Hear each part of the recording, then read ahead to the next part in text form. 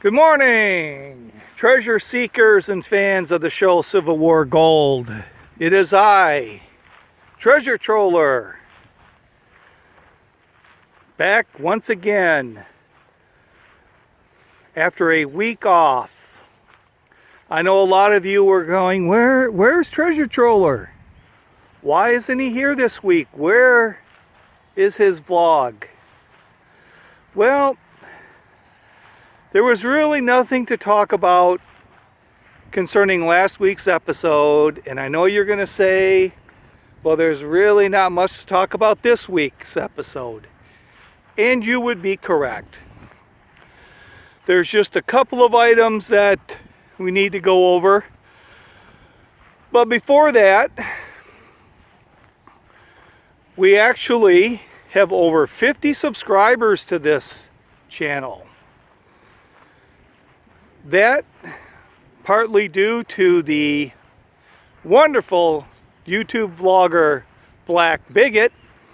We had a couple of people subscribe from his channel and come over here, so we have to give a thank you shout out to Mr. Black Bigot. For some of my other subscribers who are unfamiliar with him, if you would like topical vlogs, and he does a lot of live streams, a lot of current event and his opinion on things, and he does some cemetery vlogs as well. Some of the people and some of the history or what happened to them. Check him out. It's a really good channel. Once again, his name is Black Bigot.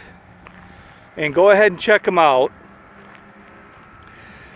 So today we'll get into the episodes from really last week. There's not much, like I said, 2 weeks ago. Just a couple of small details that we can talk about. It's going to be a little bit of a different vlog. A lot of times, a lot of my vlogs are really not my opinion. They are based on the facts, either the facts that I have found through my research or the facts that they have laid out in the show, and then we refute those facts with the information that we have found. Today's a little bit different. Today is more of an inference type thing based on things that they've said in the show. So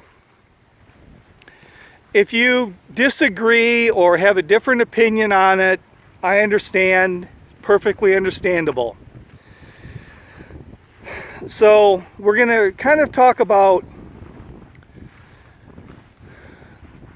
people, and this is kind of directed a little bit at the Facebook page of the Civil War Gold, and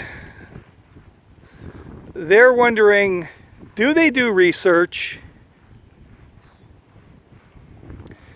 and why do they do things the way they do, as far as how or why do they come up with their theory?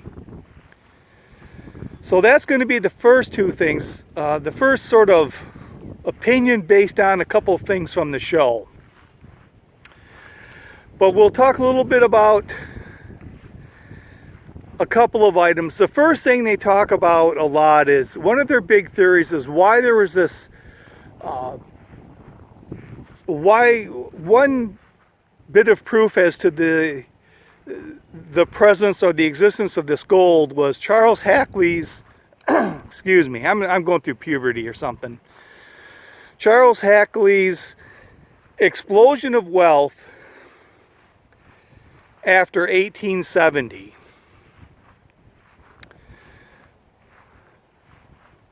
Do you want a reasonable explanation for it?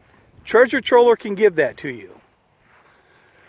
The most reasonable explanation for that is that's when the railway system made its way up to Muskegon and connected through and down into Chicago. That was that Chicago Lakeshore line. It literally went to Charles Hackley's front door down at Lake Michigan. So could you imagine the time saving and the large amounts of lumber and wood they could move through when all they had to basically do was unload it off one of the boats that brought it in and loaded it onto a train instead of having to just float it on a boat all the way down to Chicago? I mean, that's one explanation. Is it the only one? No, but it's a hell of a lot better than stole the Civil War gold. Now we get to the research, and we get to the why part. Oh, the other thing too, before we get to that, was there was a quick little comment made in last week's episode when the two gentlemen were in the house and they went downstairs into the basement and they found the safe, and one of the guys, I think it was Dykes' brother, had said that, well, they had to keep the gold somewhere until the bank was built. So that must mean that they filmed they film this stuff, and then when they go into production, because if you'll notice, like I've been saying this year, that they've gotten away from their little narrative with their narrator talking about dates and individuals as who specifically and when specifically the gold was dumped into Lake Michigan. Like I said, they talk about the bank, or the gold being moved from one bank to another through the tunnel underneath the street. But like we said, that Hackley Union Bank was not built until 1919. And now the narrator, when they do their little historical recap, they talk about it in the late 1870s. So it was obviously something that was said last summer, and then it got into production, and they said, treasure trollers onto us. We can't be doing this anymore. They've got us tagged. So, the research and why. Do they do research?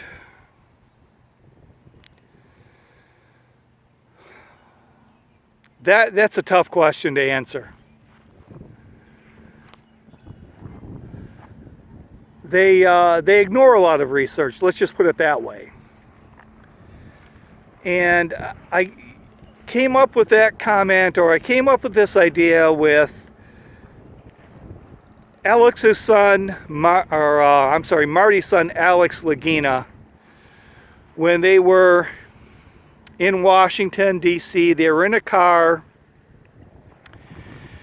and he made a comment about, I think they were talking about, at the time, the Lincoln assassination, and he said something to the effect that, well, this kind of history you don't find in history books.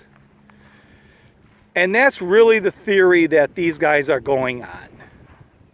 See, the gold wouldn't show, this gold, silver and gold, wouldn't show up in the history books. So all you're going to find is, when you research, is everything that's against the possibility of this gold.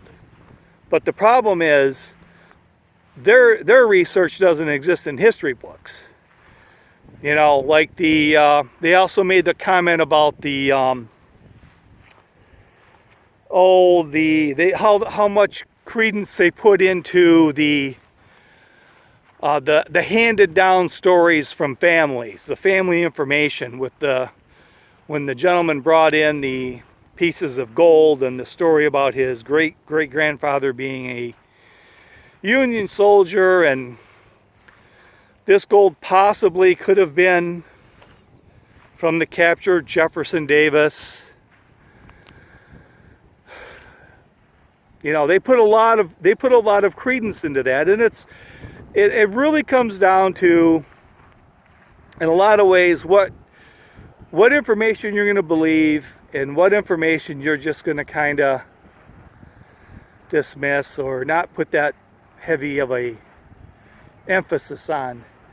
You know, for me, after doing a lot of the research, I have a tendency to stick with the writings and the accounts of the book that was written by Joseph G. Vail, who was a Union, I guess you could call him secretary, who kept logs and journals of all the skirmishes. The Michigan infantry was part of the Cumberland gang, Cumberland Army, and he kept an accounting of all their battles, skirmishes, dead, wounded, captured. He kept the toll, and so I put a lot of my emphasis on his stuff, on his writing. You know, there were several witness accounts of the capture in his documents, and so that's what I go by. There's some people that have other, I guess, research that they use rather than his. But anyways, I think the research that they do is the research that you don't find in the research books. That's the information that they want to hear about. You know, like I said, I talked to the Muskegon Public Works, and they have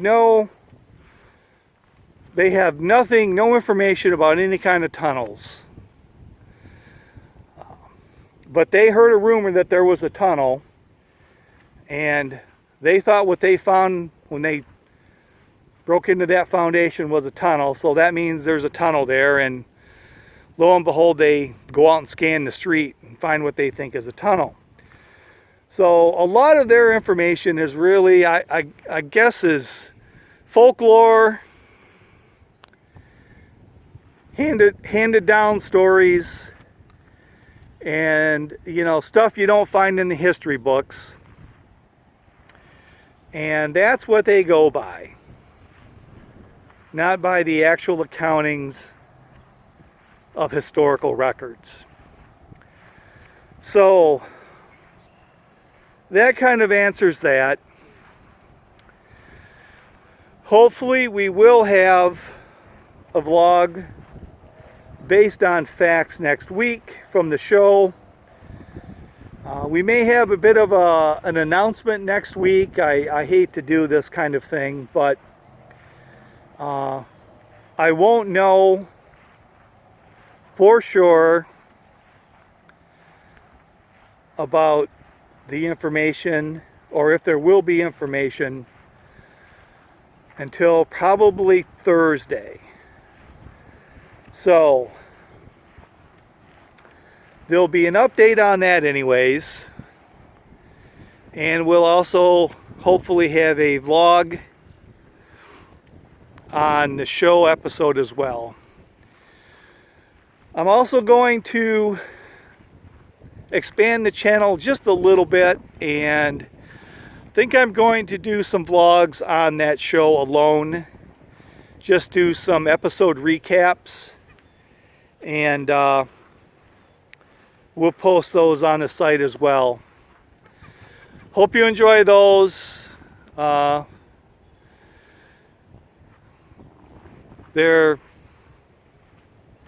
see how those go.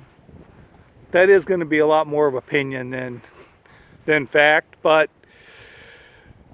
it's a pretty entertaining show. I enjoy it. We might as well talk a little bit about it anyways. It'll be separate from these vlogs, so that if you're not interested in that show, you won't have to listen to me ramble on about it.